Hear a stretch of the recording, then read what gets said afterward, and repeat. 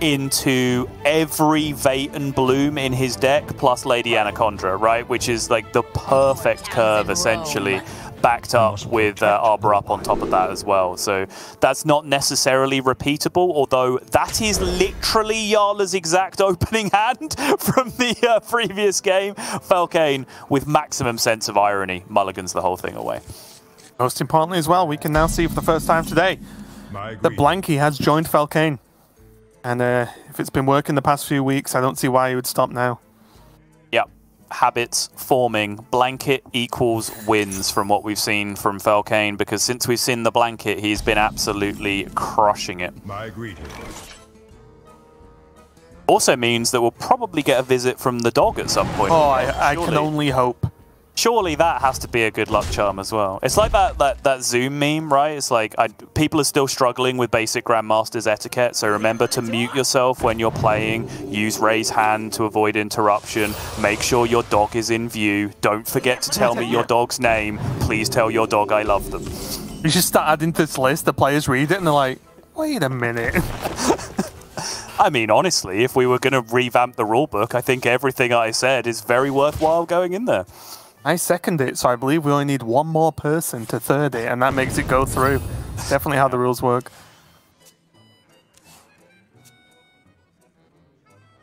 You know, Seiko is going to get some pressure on. Good amount of card draw as well. No big threats even in hand yet, never mind playable or not. Just got to do a quick Celestial Alignment check. Not quite, okay.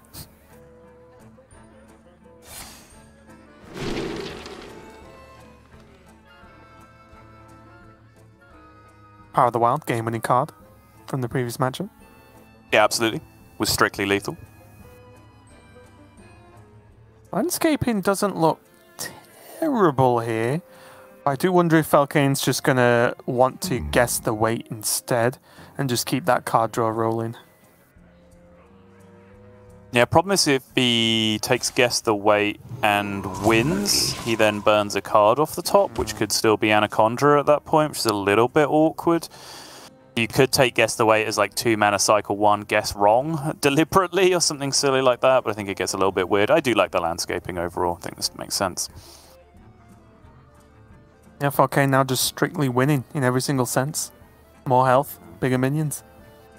What is more blankets. So long? Yeah. And as far as I'm aware, more dogs, because I don't know if Seiko has one, so. True. Can't prove the existence of the dog until we see it. You know what to do, Seiko.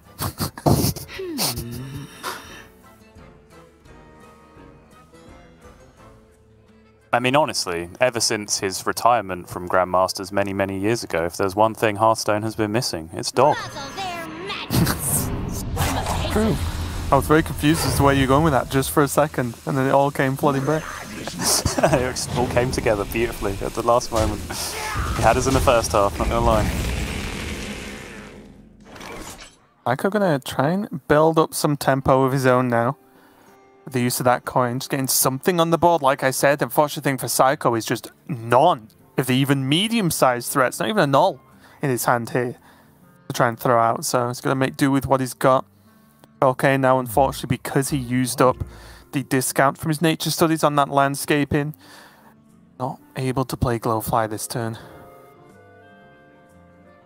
Yeah, good timing on the Neophyte as well. He didn't really line up to block Overgrowth, nor would it have been particularly useful to do so, but now blocking the 5 mana turn is the next best thing, because it means there's no huge explosion of Glowfly on the board this turn. Felkeine slowed down significantly. Even Arbor Up would be a fairly effective turn, but because the landscaping was played on the previous turn, right, which I think gives a little bit of fear to Seiko that some kind of big buff turn might have been the plan for Felkeine here, so that's why we see the Cult Neophyte coming down, and we see it's having a pretty significant impact on what Felkeine is having to do this turn.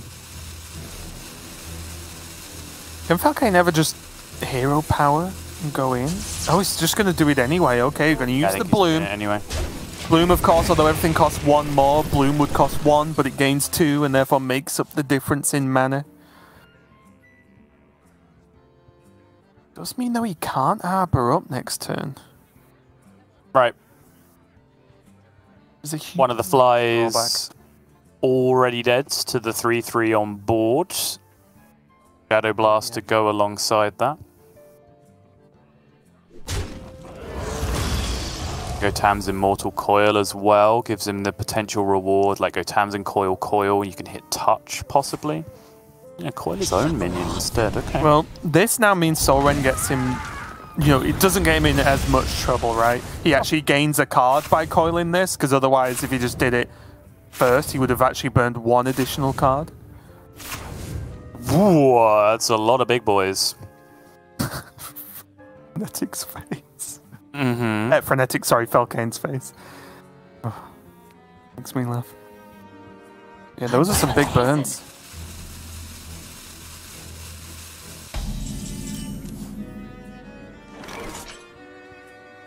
But yes, I think if you're going for the Soul Rend play, that is the line that makes the most sense. I was just fishing for ways not to use the Soul Rend, right? Because, yes, we talk about it a lot, right, in terms of Soul Rend just being strict upside these days because you're very much encouraged to get down to low numbers of cards in your deck. But there does become a tipping point where you just lose all your resources, right? You just don't have the ability to play Hearthstone anymore because you've taken all of the cards out of your deck. And, you know, 7 cards, 6 card burns with Soul Rend does sometimes get a little bit brutal. More bones to Raised Dead isn't bad though. Allows him to drop another Neophyte along with this turn, I imagine. Yeah. I think this just represents just a little bit too much pressure. Has double Bristleback now to back this up as well.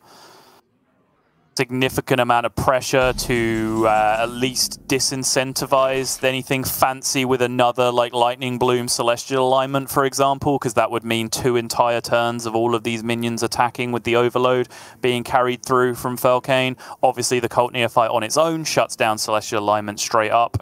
This is looking bad for Felkeine.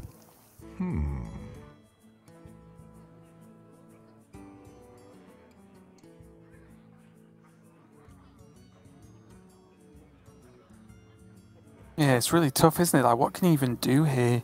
He gets hit for 14. Yeah, I was going to say, does he just ramp and just take the hit this turn and then try and do something really big?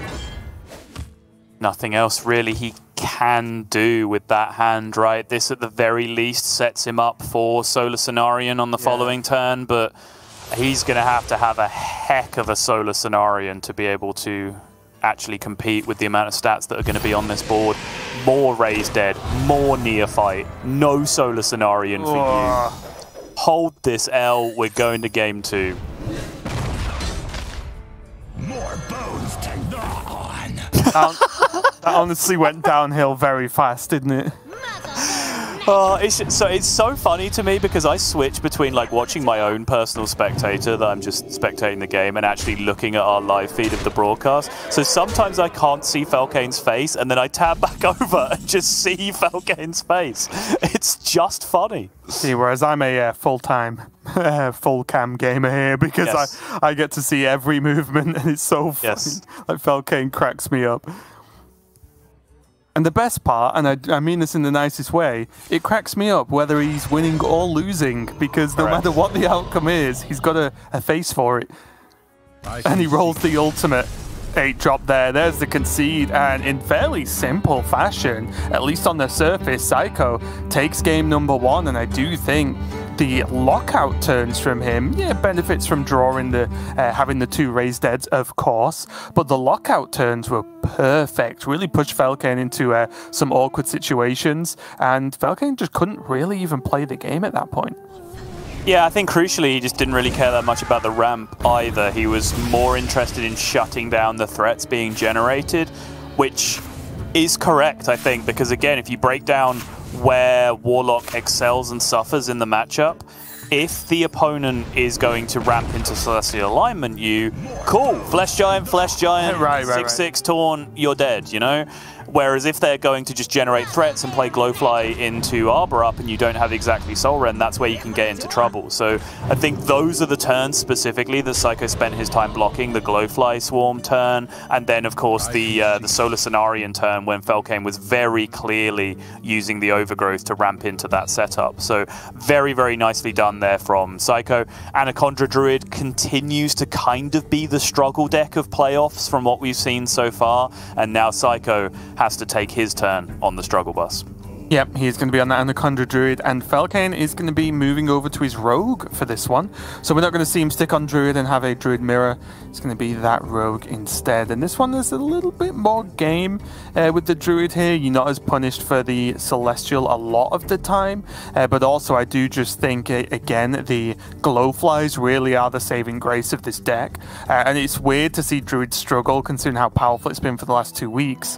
But it is a very predictable deck, right? And without the Glowflies especially, I think it would be a disaster if anyone brought this. So I'm glad to see that here, and I do think Seiko does still have a chance versus this Rogue. Yeah, also throw into the mix, objectively, the coolest version of the deck, which is Gur's version with the Survivor of the Fittest and the extra rush minions, the Umbral Owl and the Gnolls that he has thrown in there as well, where he was just having a grand old time making 20/20s against Big Warrior every turn. That is another Big way Warrior. of going about it. Yeah, exactly. More like Medium Warrior, am I right?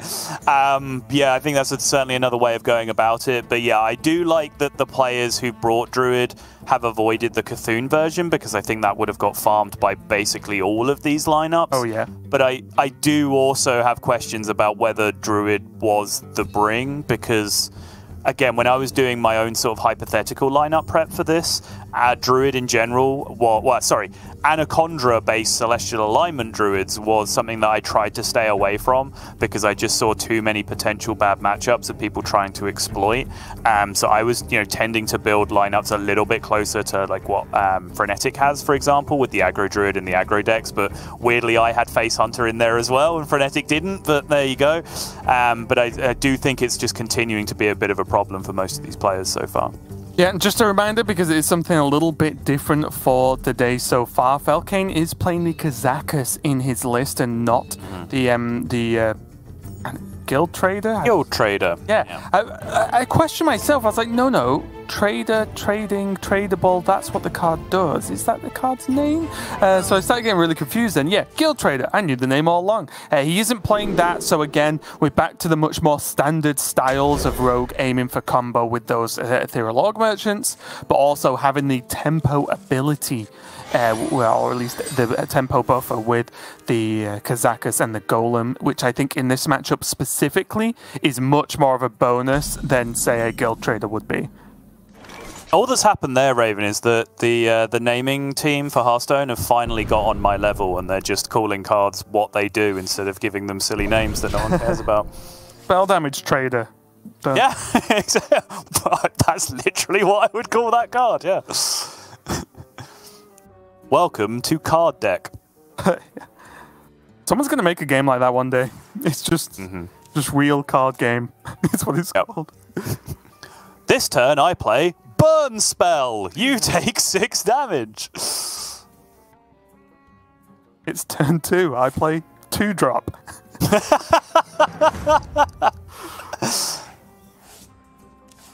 Yes. Alright, forget this. Let's not cast this anymore. Let's just go make that game immediately. Okay. I'm sure it'll be very successful. Yep.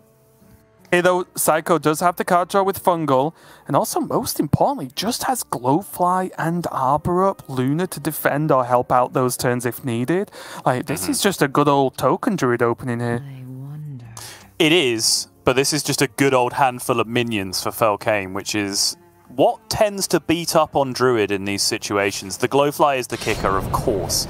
That's something that Felkeine's going to run into, and with this slightly slower opening, we'll see how this one pans out. He does have the Cult Neophyte for disruption to be able to play around things. Problem is, if Seiko plays a Fungal Fortunes this turn, which it looks like he might, is Felkeine then going to Cult Neophyte to block an Innovate Glowfly Swarm, or will he still choose to wait a little bit longer? Because Innovate Glowfly is what Seiko's going to have. Yeah, that sucks.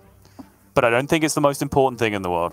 Yeah, I exactly agree here. The Anaconda, obviously, you don't want to burn it, but as I said, this is a Token Druid hand, and I imagine it's the Token Druid game from Seiko, so let's see how it pans out. I did wonder if there was ever a chance, because he saw no minions from Felkeine, if Seiko was ever going to, like, Bloom Glowfly that turn instead, to just push it out quick, but he did decide to greed it. Not greed it, but not push it out. And Felkeine does catch on to what's up on the other side. I think this is a reasonable thing to do. I think it's quite common in the matchup that you play around Glowfly on your opponent's 4-mana turn after they've played Fungal Fortunes, right? Because there's so many cards in hand. All they need is either Vate or Bloom plus Glowfly, and you lose the game, right? If you don't block it in those various positions. You also, of course, have the natural byproduct of just blocking the Overgrowth turn as well by playing Cult Neophyte on that turn. So I think all things considered, very smartly done from Felkeine overall. And yes, here comes the ragtag zoo army of Garrote Rogue in the Druid matchup. Just play things and hit your opponent with them.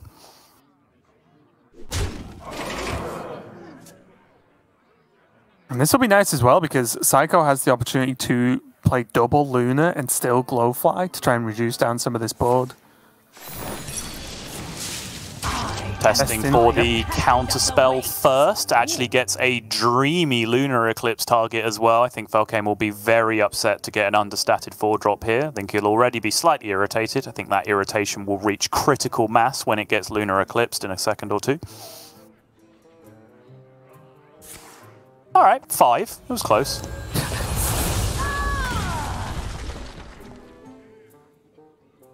I think you chill on the other one though, right? I don't think there's any worthwhile target remaining to shoot another Lunar Eclipse at here. Yeah, well, it becomes pretty straightforward, right? Like, is one Glowfly less worth losing a Luna? Because that's effectively what happens, right? You'd kill off the Plunderer, so it just doesn't get a clean trade. I think Felkeine might just have a decent idea what Studies Last means in this situation, because it now means Seiko is going to carry that discount over into a 6-mana turn where he has Solar Arbor in his hand. Oh, Solar Kodo. That's the real way you win this game. Sorry, I don't know what I was thinking. Obviously this play is Solar Kodo. Think if it dies, 2 Kodos kick out.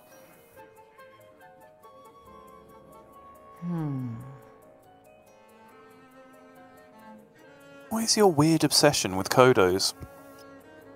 Not weird, it's just a card that you don't see played often enough. It's a cool card. No, but you were like this with Nagran Slam as well. You were obsessed with it. It's a good card. Something you want to tell me, Raven? So many options. I think the real question is, what have you got against Kodos? Oh, he's reversed it, ladies and gentlemen. Reversal. Oh, I'm in trouble now.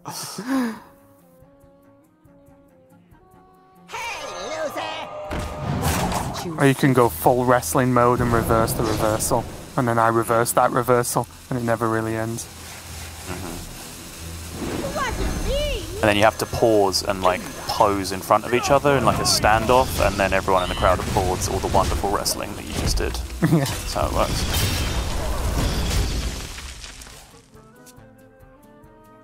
Okay, well, 3 Glowflies on board here. There is Solar and Arbor. Huh. What's The alignment draw is rather exciting, it has to be said. You have to remember as well, Kodo is an option. Oh! Just like that. Not gonna happen. I mean, fair enough. I mean, yeah, like, it's a fine response. I'm just surprised it happened, was where my shot came from.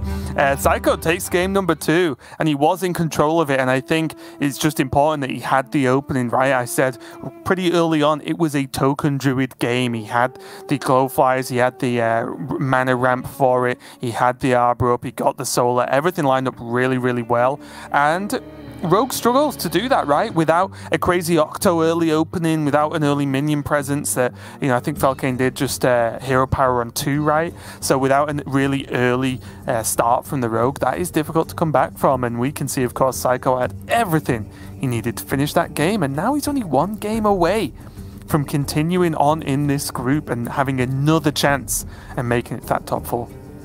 And it's a really big deal as well, because now, because the win came with the Druid, he's now sat on Demon Hunter, which I think is one of the most generically powerful decks that we have in the meta overall right now. So disruptive to so many of the other combo decks, packing enough clear and healing to be able to deal with the aggro decks as well. Seiko's built with the Magtheridon really gives him some interesting game in a couple of matchups that he struggles in otherwise. I think this is a really, really strong deck overall. You know, not in the least in this individual matchup where we have already seen the terrors that can be caused by the card glide, and even just the fear of the card glide in this matchup causing your opponent to do unconventional things.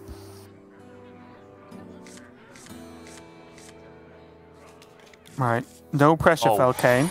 No. But you're running out of time to show us the doggo. Really fast as well, because that's a hand that loses extremely quickly if it does not find something particularly worthwhile off this swindle. All right. No prep, no coin. Gonna bide his time for now.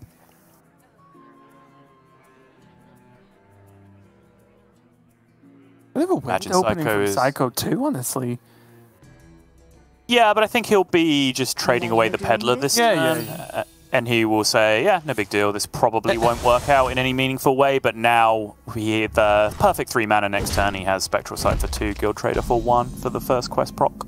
Yeah, maybe I'm just too used to seeing Tusk Piercer in every opening hand against Demon Hunter I've ever seen.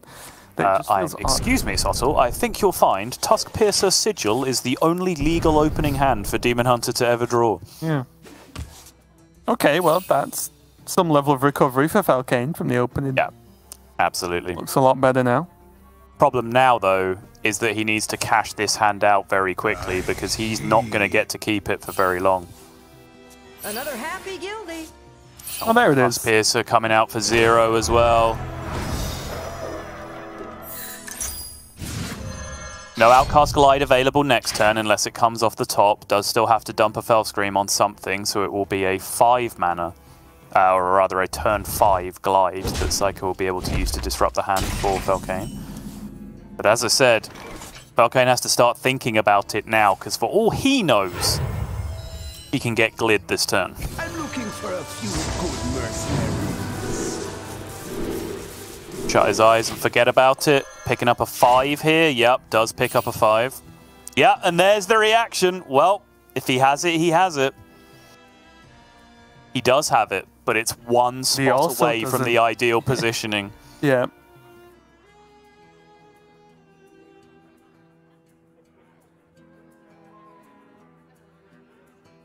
Bit of a tricky turn here as well. Like the cards he has available don't all really play well together, especially just giving the nod to the glide as well.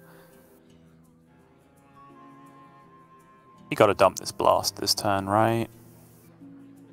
Take the opportunity for while it's there, while there's a minion, because now that means, say there's a Cult Neophyte coming down the next turn. If you don't use the Fell Scream Blast, you can't glide next turn, whereas if you do use the Fell Scream Blast, you can. And Fell Scream Hero Power just clears this up as well, because I don't think he will necessarily want to play the Sigil this turn. It does mean abandoning the quest step, though, which is a problem. Actually, no, not necessarily. Well, can't he trade first? Next turn anyway. Doing business.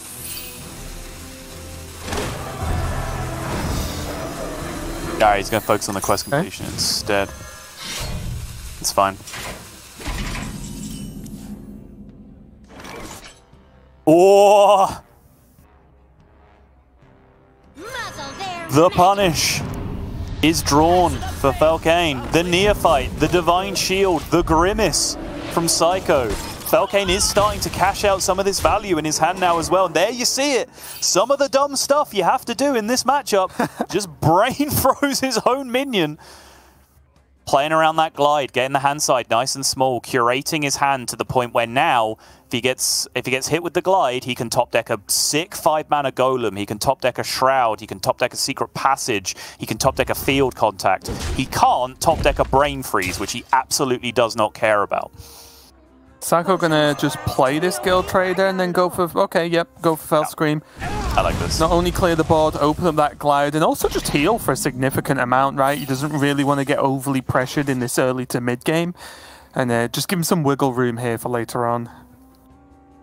Yeah, it just sucks that the draws on the previous turn did not really work out in a way where he could complete quest and dump the Fell Scream Blast. He really had to pick one or the other, and I think his position is very defensible there, where he chose to take his own quest proc over denying some progress for the opponent, right? Because you could argue it's somewhat nonsense to focus so much on glide disrupting your opponent when that sacrifices you progressing your own quest on the same turn, right?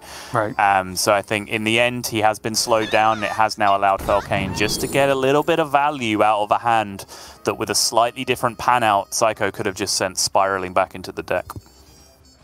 And it's important to remember, right, which is kind of what you were saying for the reason for the decision anyway from Seiko, is like, just because Seiko didn't glide Felkeine earlier on, doesn't mean Seiko just loses this game of Hearthstone, right? He's still progressing his own game plan very well. He's still moving on with that. He still has the glide to do to help out with that too. It's just that the real blowout versions of this matchup are when you glide away a full rogue hand. So before we start thinking about glides, if Seiko could play 3 Murlocs this turn, he'll be able to deny the Octobot. I grow impatient. Close. No, can't do it. It's just a bit of bump and glide. Ain't nothing wrong with a bit of bump and glide.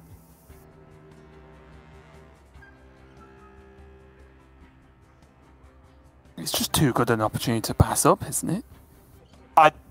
There is no thought in Seiko's mind that he's not doing that. It's just what other cards, if any, are getting played alongside it this turn, I think, just to get cards out of the hand. The MO is very playable because he gets to actually clear the board too if he really wants to.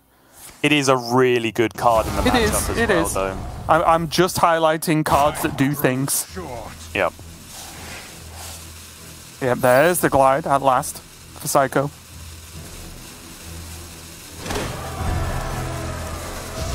Okay, not bad.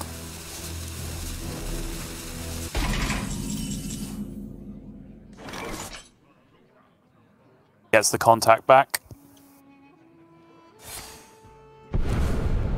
Again, remember, in a different world, these draws could have been a brain freeze instead if Felkeine hadn't have got rid of it. This stuff does matter. It does add up over the course of a game against Demon Hunter. Players have got significantly better at playing these combo v combo matchups that we have in the metagame at the moment. Yeah, important to note that this looks weird the way some people play Rogue in this matchup, but just trust us, it's generally correct. Yeah. Yeah, basically everyone was bad, and then everyone read Alan C86's A Guide to Playing the Rogue versus Demon Hunter matchup for idiots, and then everyone got good at it. That's basically what happened. I won't hear any other arguments.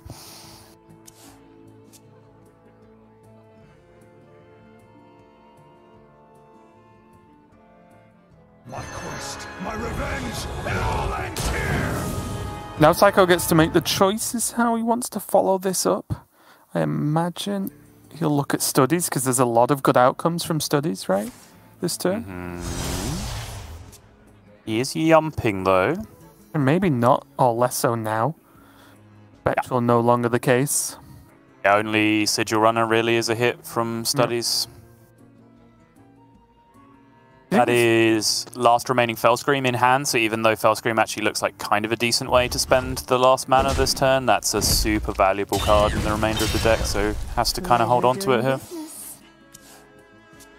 Oh, Sigil was a lovely draw to finish that turn out with.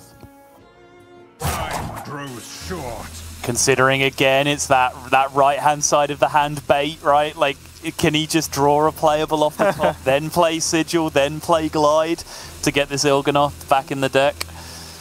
Again, even without that consideration, it's worthwhile to think about whether you're going to glide on the following turn, because this is a very glidable hand. Even if you're not hitting your opponent, you would love to get turn 5 mana Il'gynoth, 1 mana Felscream, 2 mana Arcanist into 0 mana Arcanist, 0 mana Felscream, 4 mana Il'gynoth. So there's a very good chance, I think, that you're gliding next turn, in which case, just slam the Sigil next turn as you're gliding. Here though, Felkeine got hold of a couple of Shadow Steps with these Plunderers, so he will be able to clean up this Kurtrus and keep drawing cards, no problem. Still has his 4 mana Golem, which... That's an upgrade. Probably. Initially, I did like the look of that on that turn to just finish it off. He's just turboing, right? Like, he's just on OTK plan himself. He's not really worried too much about board state. He just wants to get all the way through his deck. 8 cards remaining now. He's getting somewhere close. He wanted that second field contact because he wants to preserve that Shadow Step for extra kill potential.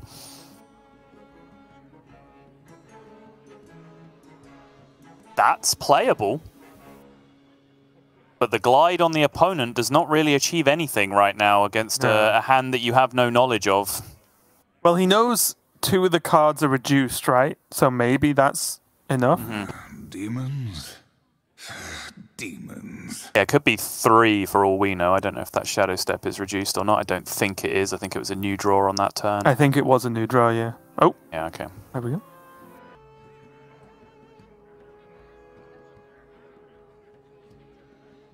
Tough turn. I grow impatient. How much, if you're going to glide, how much mana even do you spend beforehand? Hard to say. Oh, he's gonna clear. Is he gonna clear with the Magtheridon? Create space for the Magtheridon and then drop the Arcanist Felscream? This is second Felscream he's using here. Which means he's very much relying on winning with this 12-12. But there are 2 Brain Freezes used by Felkeine, I believe. Which means his ability to lock this out is fairly limited. There is also an I-Beam in Seiko's deck. So it's not like he can't do any burst now with that Il'gynoth. Right. But, I mean, I know they both do 3 damage as a baseline, but they do not scale in the same way. Felscream Blast does so much more damage than I-Beam once you start. Of course. I was more meaning he has ways to actually just maybe push the difference with Magtheridon and do this a turn quicker, right? Like, get to kill 1 turn quicker. Yeah, it has the studies in hand as well that can be a leech or an I-Beam, something like that, add a little bit of extra damage in. It just highlight the fact as well that you are right. No Brain Freeze. Mm-hmm. And also this Golem. It's a bit of a brave play because he knows a Golem exists, right? And maybe he just assumes it wouldn't be poison deal damage, for example, but imagine There's if it no was. way. Oh, what? Turn 3, he played it. Turn 3 takes poison deal damage to kill a 12-12 Magtheridon on turn 8. The big brain plays. Yeah. You knew you were going to get glowed when your opponent plays Maggie. Why not? Yeah, I suppose so. So we're now 2 draws here for Seiko, of course. Everything reduced by 2 because of Kurtrus. So there's an Il'gynoth. There's a Moarg.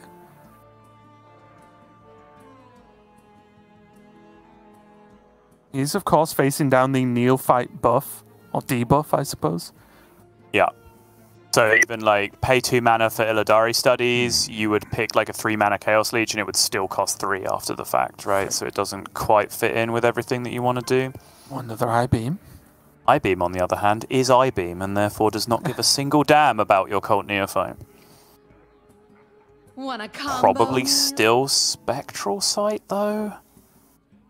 There's even just a weird question of philosophy, right? Because that's 0 mana Moarg. You can like multiply the damage so much, you know there's an I-Beam in the deck. Yeah. But I guess with only 1 way to draw cards this turn, maybe that just becomes... Oh, you'd love to see it. Oh yeah? You'd love to see it. Oh yeah? Is it just go time? Oh, we didn't play the Moarg, okay. Finds a Moarg. Does not find a Felscream to go with it. It's interesting, right? Because if that was the play... No, because you would still have to pay the mana for the Philosophy, right? I was thinking that you take Philosophy and it would be 0 off the Illidari Studies, but it wouldn't. It would still cost 1 from the debuff. Because I was thinking otherwise, you take the Philosophy, you dupe your Moarg, then you go for that play, so you have more of a chance to draw potential Moargs out of the rest of the deck. That is card draw, though, in his hand, right? Double Spectral Studies. Like, he's going to be able to almost certainly draw his deck next turn. Felkeine. Both Plunderers gone as well, right? Yeah, One Ethereal Org Merchant remaining. So Fireball, the Il'gynoth, Secret Passage. Is he going Passage without the Fireball? He is, okay. he is. So what's he looking for here? Lethal. Something that gets lethal. Yeah, there's the wave from Felkeine. He knows he's not got it. Seiko takes the victory 3-0. A much smoother match, this one, than he had earlier against Yala.